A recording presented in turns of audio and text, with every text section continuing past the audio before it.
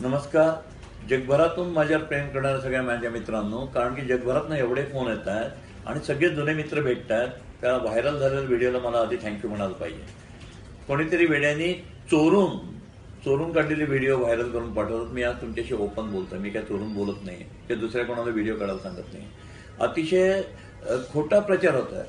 खरं तर तुम्ही जर मित्रांनो त्या व्हिडिओमध्ये केअरफुली पाहिलं तर मी काय म्हणतोय की अरे, तुम्ही जर एखाद्या माझ्या ग्राहकाला ग्राहक द्यायचा चेक देणार असाल तर बँकेत आधी बॅलन्स ठेवा आणि मग चेक द्या. बॅलन्स असेल तर चेक द्या, अदरवाईज ते चेक परत येतात. त्या गरीबाला रिटर्नचे चार्जेस पण पडतात.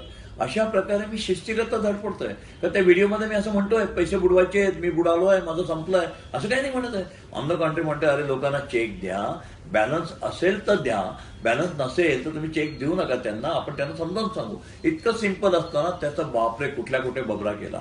मी टोयोटा विकलं, मी ड्रीम सिटी विकली, नशीब मी अंगावरचे कपडे विकले असं नाही त्यांनी सांगितलं. आज माझ्याकडे 5,000 लोक माझे सहकारी आहेत माझ्या ग्रुपमध्ये आणि पुढे इनडायरेक्ट 25,000 लोक आहेत. या सगळ्या कुटुंबाचा मी करताय. मला असं खातून जाणार नाही चालणार, माझे खांदे मोडून नाही चालणार. आज काही झालं तरी आज आम्ही स्वतःच्या पायावर उभे आहेत. असं कुठलंही भीतीचं कारण नाहीये. मागच्या वर्षी जानेवारीला मंदीची लाट सुरू झाली.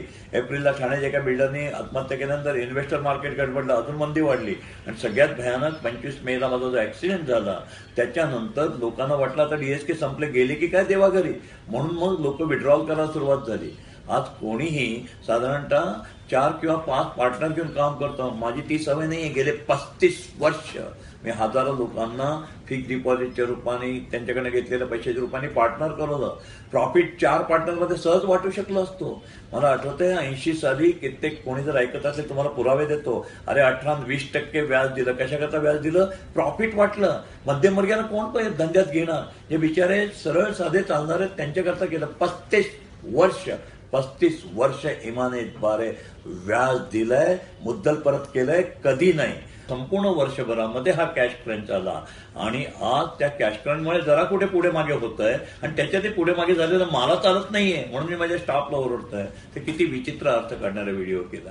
याला काही अर्थ नाही. अरे दुधात साखर टाकल्यानंतर विरघळायला वेळ लागतो गोडवा यायला, पण मिठाचा खडा टाकला की पटकन विरघळतं आणि सगळं उद्ध्वस्त करून टाकतो. अर्थात माझं एवढं स्ट्रॉंग नेटवर्क आहे ते उद्ध्वस्त झालंच नाही. आज मला हजारो फोन येत आहेत, अगदी मीडियामधनं, वर्तमानपत्रातनं, टीव्हीतनं, मित्रांचे. अरे काही अननोन लोक आहेत की अरे सर तुम्ही आम्हाला वाढवलंय, आम्ही तुमच्या जीवावर बिझनेस केलेला आहे, हे घ्या 5 कोटी, हे घ्या 10 कोटी. मी कोणाचे पैसे घेत नाही आणि माझ्यात तशी वेळ आलेली नाहीये.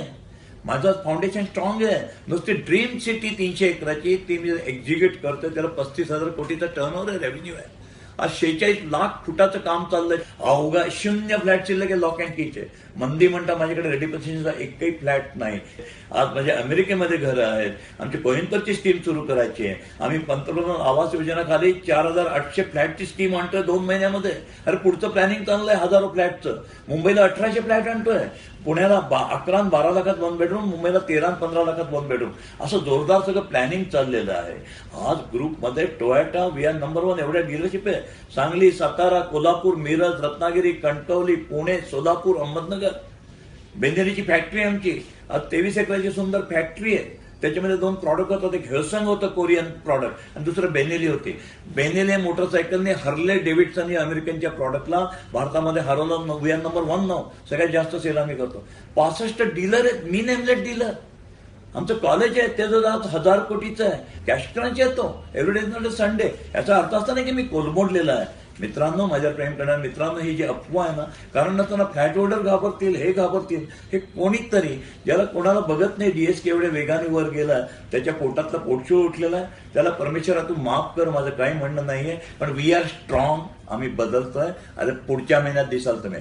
माझी इच्छा आहे लवकरात लवकर या जूनमध्ये वाढदिवसाला मोठा समारंभ करतो आणि तुम्हाला सगळ्यांना तोंडघ्याची पडून दाखवतो. हे ज्यांना जे काही बोलतायत ते सगळं त्यांचे दात त्यांच्या घशात जातील.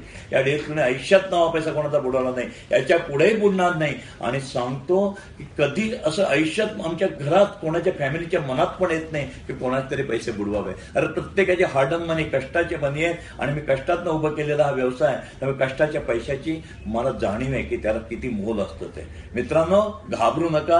हा डीएसके तुमचा लेचाप्याचा मोडलेला नाहीये. ताट मानेचा, ताट कण्याचा आहे आणि कुठल्या कुठे अजून हा ग्रुप मी घेऊन जाणार. धन्यवाद. थँक्यू.